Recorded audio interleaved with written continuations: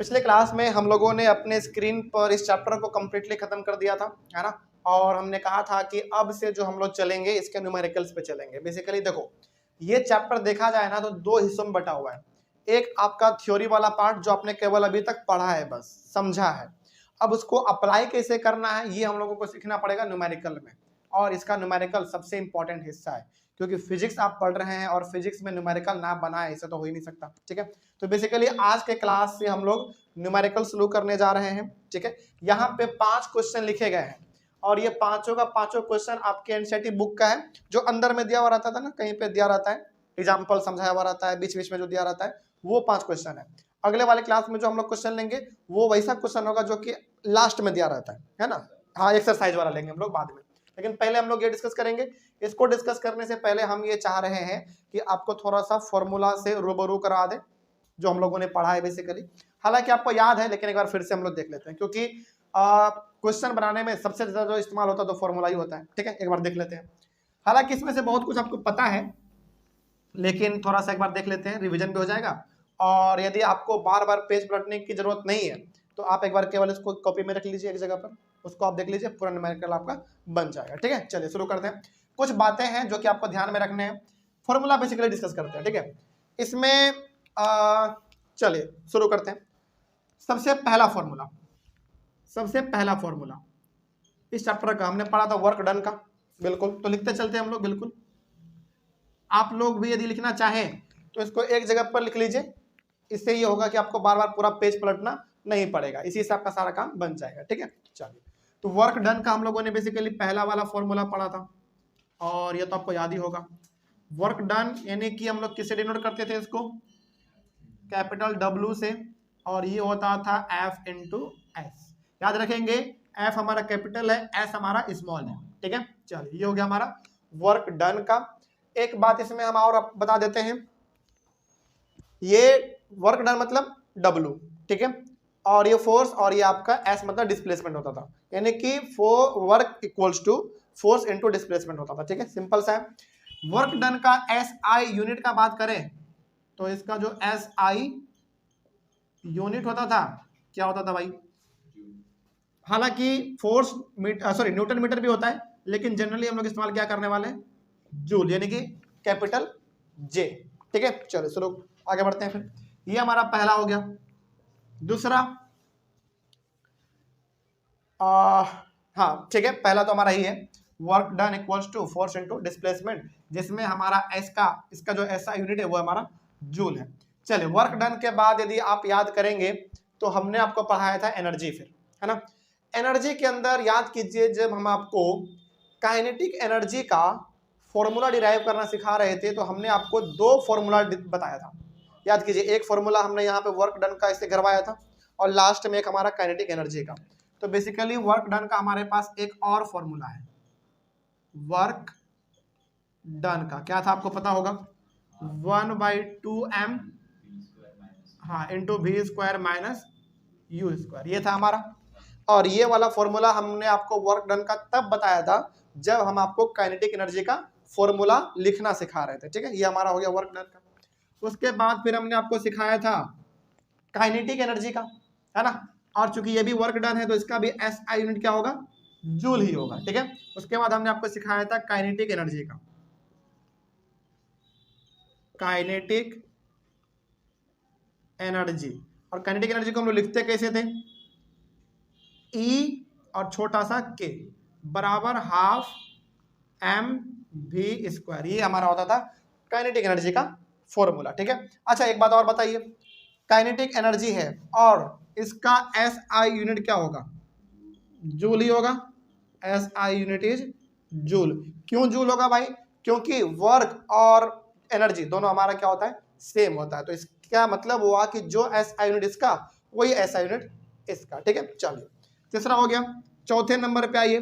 चौथे नंबर पे हमने आपको पढ़ाया था काइनेटिक एनर्जी के बाद पोटेंशियल एनर्जी। ठीक है, और पोटेंशियल एनर्जी का जो हमारा बेसिकली फॉर्मूला था वो था mgh। ठीक है, इसको याद रख लीजिए, पोटेंशियल एनर्जी, पोटेंशियल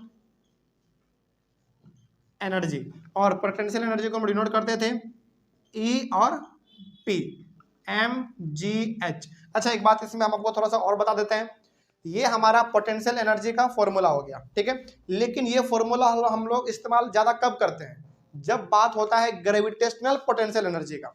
हालांकि पोटेंशियल एनर्जी हमारा दो प्रकार का था, एक ग्रेविटेशनल पोटेंशियल एनर्जी और एक इलास्टिक पोटेंशियल एनर्जी। इलास्टिक में कोई फॉर्मूला नहीं है, तो ये हमारा फॉर्मूला हम लोग तब इस्तेमाल करते हैं जब बात होता है कि इसका पोटेंशियल एनर्जी का, और पोटेंशियल एनर्जी में भी खास करके किसका बात, जब बात हो ग्रेविटेशनल पोटेंशियल एनर्जी का, तब हम लोग इसका इस्तेमाल करते हैं। और चूंकि ये भी एनर्जी ही है तो इसका भी SI यूनिट जूल ही होगा, ठीक है। चलिए आगे बढ़ते हैं। फिर आगे 5वें नंबर पे हमने बात किया था पावर का, है ना। पावर को डिनोट करते थे हम लोग कैपिटल P से। पावर इक्वल टू क्या होता था, वर्क डन बाई टाइम। तो W/T हम लोग लिखते थे इसमें सिंपली, तो W/T। एक बात यहाँ पे आप याद रखिएगा, W यहाँ पे हमारा है वर्क डन के लिए और T हमारा किसके लिए, टाइम के लिए। अच्छा एक चीज हम इसमें ना क्या और भी ऐड कर सकते हैं क्या, बिल्कुल ऐड कर सकते हैं। वर्क डन के जगह पर और क्या लिख सकते हैं, नहीं energy by time, energy by time यानी कि E/T भी लिख सकते हैं। तो यहाँ पे हमने जो दोनों चीज लिखा है इसका मतलब समझिए पहले। हालांकि पावर का फॉर्मूला क्या होता है, वर्क डन बाय टाइम, लेकिन वर्क डन ही हमारा क्या कहलाता है, एनर्जी कहलाता है। तो कहीं कहीं पर पावर का फॉर्मूला W/T है, यदि कहीं पर E/T लिख दे यानी कि एनर्जी बाय टाइम लिख दे तो भी घबराना नहीं है, क्योंकि एनर्जी और वर्क दोनों क्या होता है, सेम होता है, इसलिए दोनों चीज यहाँ पे लिखा आ सकता है, ठीक है। चलिए आगे बढ़ते हैं। फिर 5वां हो गया, पावर ही था ना लास्ट। हाँ अच्छा इसमें एक और था, एवरेज पावर, याद कीजिए लास्ट में एक लाइन में हमने नोट्स में दिया था, 6वां number, average power. Average power, हालांकि एवरेज पावर से फॉर्मूला क्वेश्चन बहुत कम आता है, लेकिन फिर भी आप इसको लिख लीजिए। एवरेज पावर का फॉर्मूला था, हाँ, total work done by total time taken, ठीक है। तो यहां पे आप लिख लेंगे total work done by total time taken. अच्छा एक बात और बताइए, क्या इसी को हम total work done by total time taken को थोड़ा सा और क्या लिख सकते हैं, total energy consumed by total time taken, क्योंकि वर्क डन बोलो या एनर्जी बोलो बात तो सेम ही है, ठीक है। तो दोनों चीज इसलिए हम लिख रहे हैं क्योंकि दोनों कभी कभी आ सकता है। तो total work done by total time लिखो या फिर total energy consumed by total time लिखो, बात सेम है, क्योंकि हर वक्त एनर्जी बराबर वर्क, वर्क बराबर एनर्जी, सिंपल। तो टोटल एनर्जी कंज्यूम्ड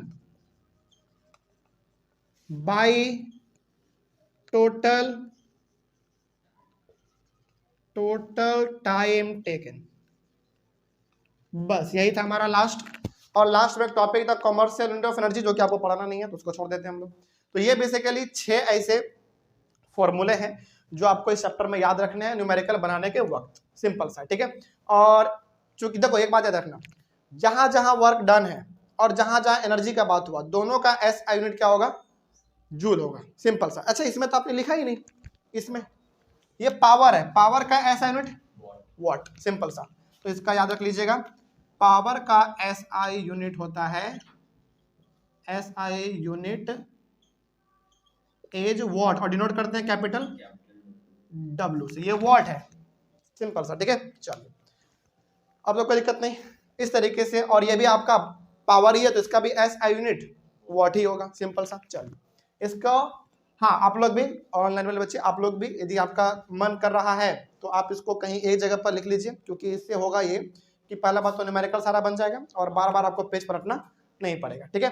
ये सारा फॉर्मूला हो गया, इसी का इस्तेमाल हम लोग न्यूमेरिकल को बनाने के लिए करेंगे, सिंपल सा। चलिए तो स्क्रीनशॉट एक बार उसका ले लीजिए जल्दी से और उसको लिख लीजिए, क्योंकि अब हम लोग बनाने वाले हैं, और ये 5 हमारा जो सवाल है इसको, ठीक है। चलिए ये वाला मिटा दें क्योंकि इधर ही हमको करना है। तो ये बेसिकली क्या बता रहे थे हम आपको, रिवीजन करवा रहे थे, बस ये आप जान चुके हैं, पहले से जानते हैं आप ये चीज।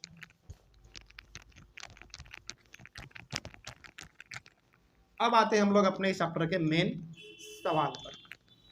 पहले 5 सवाल हमने ऐसा लिया है, थोड़ा आसान भी है, जो कि आपके बुक के अंदर में दिया हुआ है, और बाद में हम लोग फिर लेंगे ऐसे कुछ सवाल जो एक्सरसाइज में दिए हुए रहते हैं।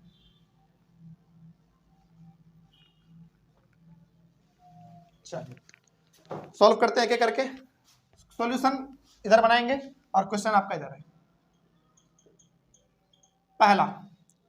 पहले देखते हैं, सवाल बहुत ध्यान से पढ़िए क्योंकि पढ़ने से आधा सवाल आपका ऐसे सॉल्व हो जाएगा। बहुत बस ध्यान से पढ़िए इसको।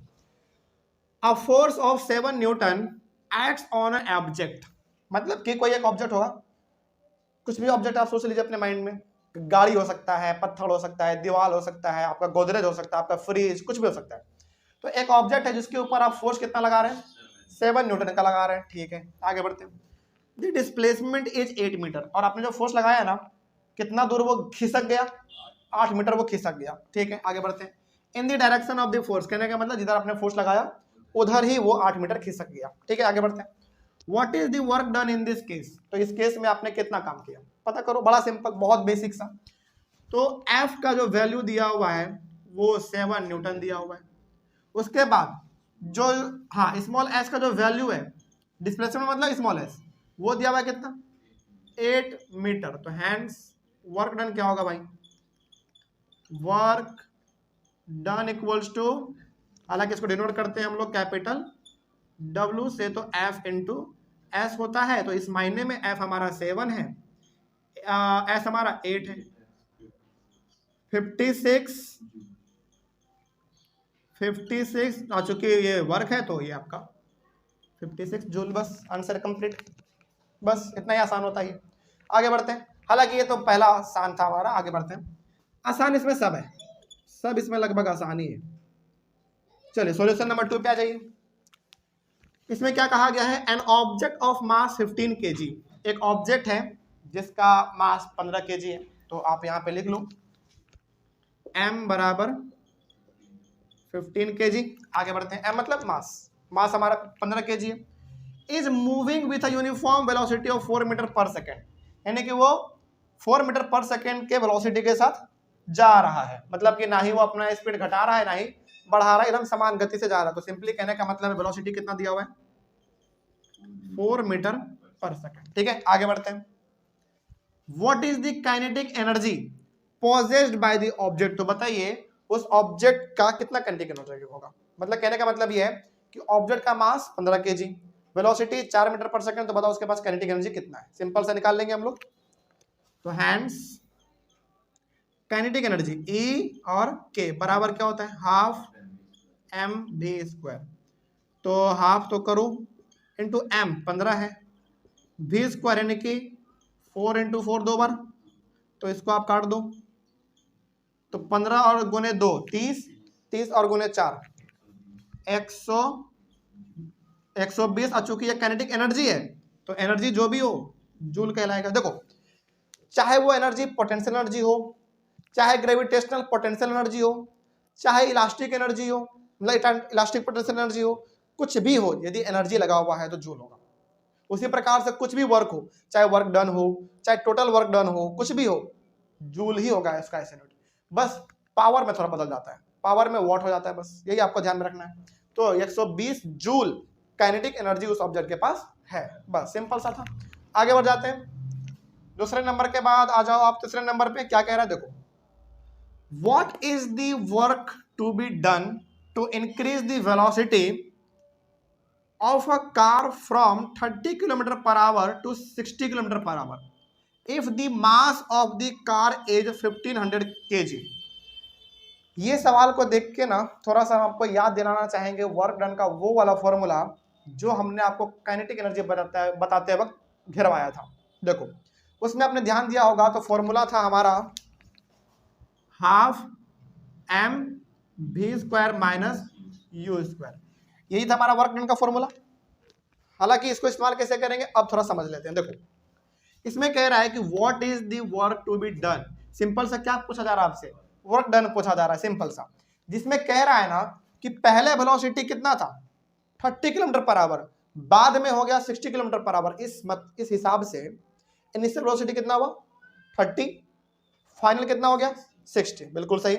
और मास हमको यहाँ पे दिया हुआ है, तो आप वर्क डन निकालो। चलो निकालते हैं, बड़ा सिंपल है। चले यहाँ पे आ जाओ, इसका सॉल्यूशन नंबर 3। देखिए पहले ना एक काम करो, हालांकि ये हमारा इनिशियल वेलोसिटी तो है, लेकिन क्या ये अपने SI यूनिट में है, नहीं है, तो चेंज कर लेते हैं पहले। तो u यानी कि इनिशियल वेलोसिटी दिया हुआ है कितना, 30 किलोमीटर पर आवर। और हमने आपको एक ट्रिक बताया था कि यदि कोई चीज किलोमीटर पर आवर में हो, यदि उसको मीटर पर सेकंड में चेंज करना हो तो कितना से मल्टीप्लाई करो, 5/18 से। ठीक है, तो इसको 5/18 से मल्टीप्लाई कर दो, 30 इंटू 5/18।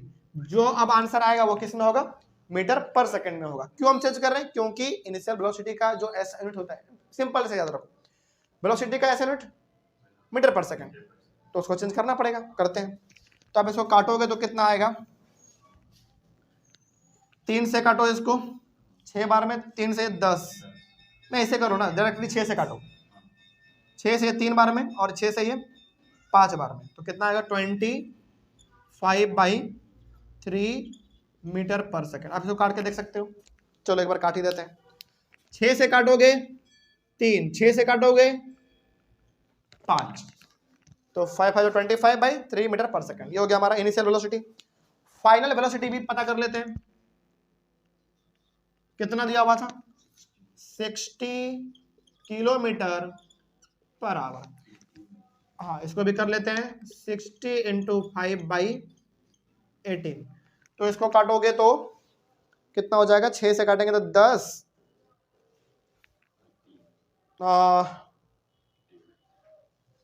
एक मिनट थोड़ा सा कर ही लेते हैं ना, क्या दिक्कत है।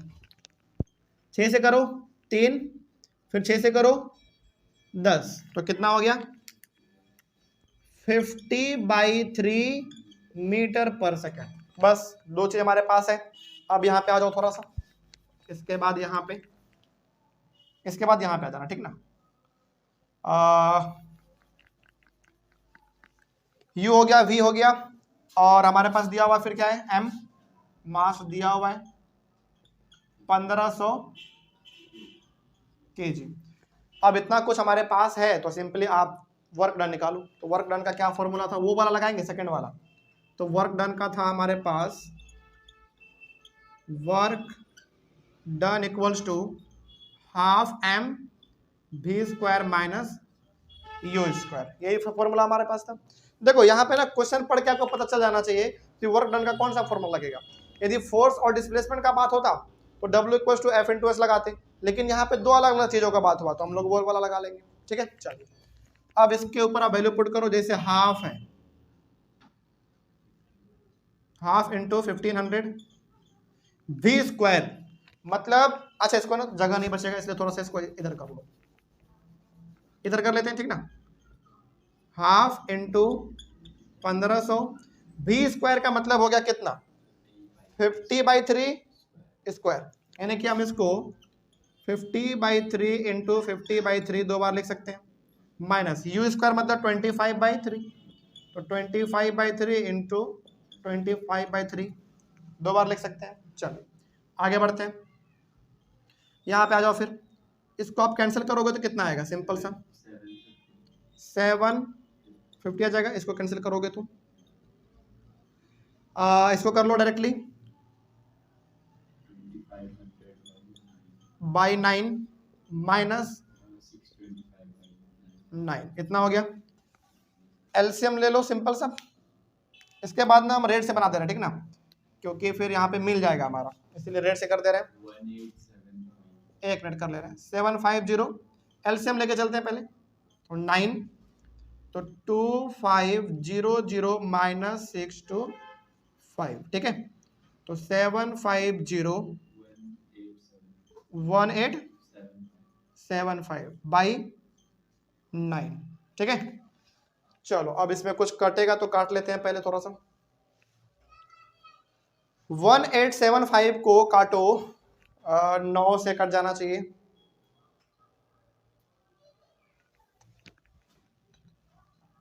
चलो एक काम करते हैं पहले 3 से काटते हैं पहले, ठीक है। तो ये 3 से काटेंगे तो 3 3 जा 9 कटेगा, और ये 3 से काटेंगे तो 6 2 5, सही है। 3 3 जा 9 और 3 से हमने इसको काटा तो 6 2 5, सही है। उसके बाद फिर 3 से इसको काट लो, फिर 3 से कटेगा 3 2 जा 6 2 5 15,25250, ठीक है। तो हमारे पास जो फाइनल आया वो आया 250 इंटू 625। अब इसको आप मल्टीप्लाई कर लेना एक बार, जो भी आंसर आएगा वो किस में आएगा, जूल में आएगा, क्योंकि आपने निकाला क्या है, वर्क डन निकाला है, सिंपल सा, ठीक है। चलिए आगे बढ़ते हैं फिर। तो ये क्वेश्चन जो हमारा थर्ड था वो इसी का पार्ट है, ठीक है ना, इस बात को आप याद रखिएगा। तो यहाँ से लेकर पहले यहाँ तक हमने इनिशियल वेलोसिटी निकाला, फिर ये हमारा फाइनल हो गया, ये हमारा मास दिया हुआ था, तो वर्क डन का फॉर्मूला लगा के हमने इसको इस तरीके से यहाँ पे हमने रेड से इसलिए लिख दिया क्योंकि इससे हमारा ये मैच ना कर जाए, ठीक है, इसी तरीके से। तो इन दोनों को आप सिंपली मल्टीप्लाई करो, यहाँ पे जो आएगा उतना ही जूल हमारा आंसर हो जाएगा, ठीक है। चलिए आगे बढ़ते हैं, इसको कॉपी कीजिए जल्दी से। थर्ड हो गया, फोर्थ नंबर डिस्कस करते हैं, ठीक है।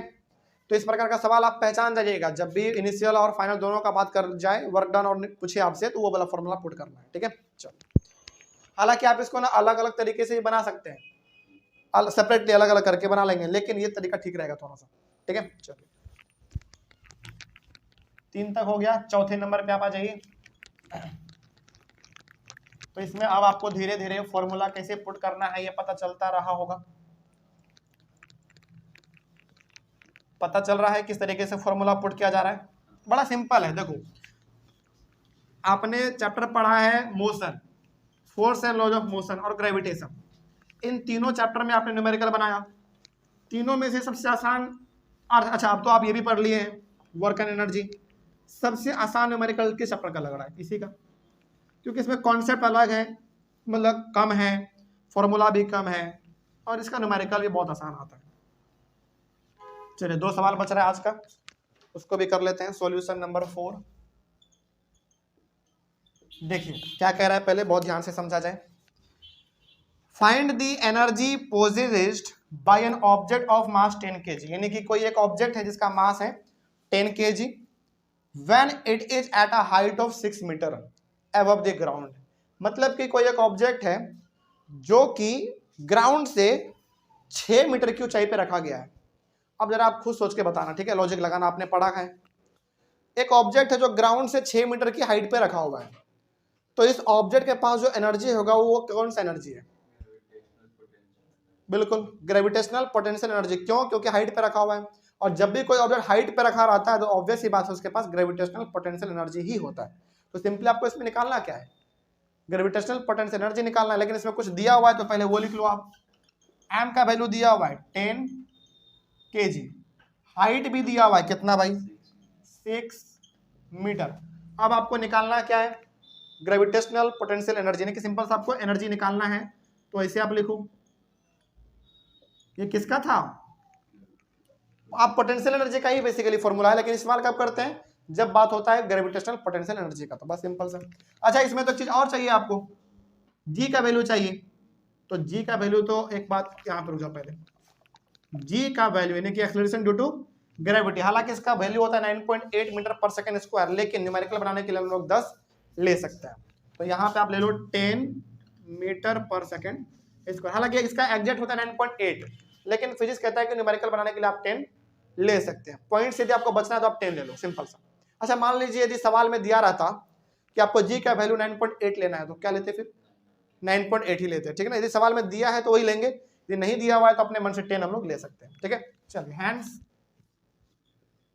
EP बराबर mgh, हालांकि ये फॉर्मूला है पोटेंशियल एनर्जी का, लेकिन पोटेंशियल एनर्जी में भी किसका, ग्रेविटेशनल पोटेंशियल एनर्जी का, ठीक है। चलिए आगे बढ़ते हैं। तो m कितना है 10, g वो भी 10, h कितना 6, तो बड़ा सिंपल 600 एनर्जी है आपका, तो क्या जूल, बस आंसर यही इसमें, और कुछ नहीं है, बड़ा सिंपल होता है, ठीक है। आगे बढ़ते हैं, 5वें नंबर में आ जाइए, सॉल्यूशन नंबर 5। पहले एक बार सवाल को पढ़ लेते हैं, इसमें है क्या, देखो an object of mass 12 kg, एक ऑब्जेक्ट है जिसका मास कितना है 12 kg है, is at a certain height above the ground, यानी कि कोई भी एक ऑब्जेक्ट हो सकता है, वो ग्राउंड से कुछ हाइट पे रखा हुआ है, उसका मास है 12 kg, लेकिन कितने ऊंचाई पे रखा हुआ है वो दिया हुआ नहीं है, ठीक है। आगे बढ़ते हैं, if the potential energy of the object is 480 joule, अच्छा बताइए ऑब्जेक्ट है वो किसी हाइट पे रखा हुआ है और उसमें पोटेंशियल एनर्जी दे रहा है इतना, हकीकत में वो कौन सा पोटेंशियल एनर्जी इसके पास है? ग्रेविटेशनल, क्योंकि हाइट पे रखा हुआ है तो ग्रेविटेशनल वाला है। ठीक है, आगे बढ़ते हैं। चलो कुछ चीजें हैं तो पहले लिख लो। मास दिया हुआ कितना है? 12 kg, और पोटेंशियल एनर्जी दिया हुआ है कितना भाई? 480 जूल। तो हम लोग इसको ऐसे तो लिखते थे, एपी बराबर, यानी कि पोटेंशियल एनर्जी का ये बात कर रहा था, उतना दिया हुआ है। आगे बढ़ते हैं। Find the height at which the object is with respect to the ground. तो सिंपल सा आपको इसमें निकालना क्या है? हाइट पता करना है कि कितने हाइट पे वो रखा गया है ग्राउंड से, सिंपल सा। लेकिन इसमें एक चीज बताइए आप, आगे बढ़ने से पहले स्मॉल जी का वैल्यू क्या होगा? 10 मीटर पर सेकेंड स्क्वायर। अब इसमें ना हमको निकालना है हाइट, और आगे बढ़ने का रास्ता हमको इसमें साफ दिख रहा है कि पोटेंशियल एनर्जी का वैल्यू पहले से दिया हुआ है। ठीक है, चलो आगे बढ़ते हैं। तो हैंस एपी बराबर एम जी एच होता है, जिसमें इसका वैल्यू पहले से दिया हुआ है 480 बराबर एम 12 जी 10 इंटू एच। आगे बढ़िए। 480 बाई अच्छा यहाँ बराबर 120 इंटू एच। 480 डिवाइडेड बाई बराबर एच, तो 0 से 0 कैंसिल, 12 के टेबल में 48, 4 बार में, हाँ, तो 4 मीटर बराबर हाइट। तो कितना हाइट पे रखा गया वो ऑब्जेक्ट? 4 मीटर की हाइट पर वो ऑब्जेक्ट रखा गया है। सिंपल सा है, बस निकल गया। इस तरीके से हमने आज, चले पहले इसका स्क्रीनशॉट लीजिए ऑनलाइन वाले बच्चे आप लोग। और इस तरीके से हम लोगों ने आज टोटल इस चैप्टर के अंदर 5 न्यूमेरिकल्स को डिस्कस किया है, और कुछ फॉर्मूला जो हमारे पास था उसका हमने एक बार आपको रिवीजन करवाया बस। ठीक है, तो इस तरीके से आज का क्लास हम लोग यहीं पे ओवर करेंगे।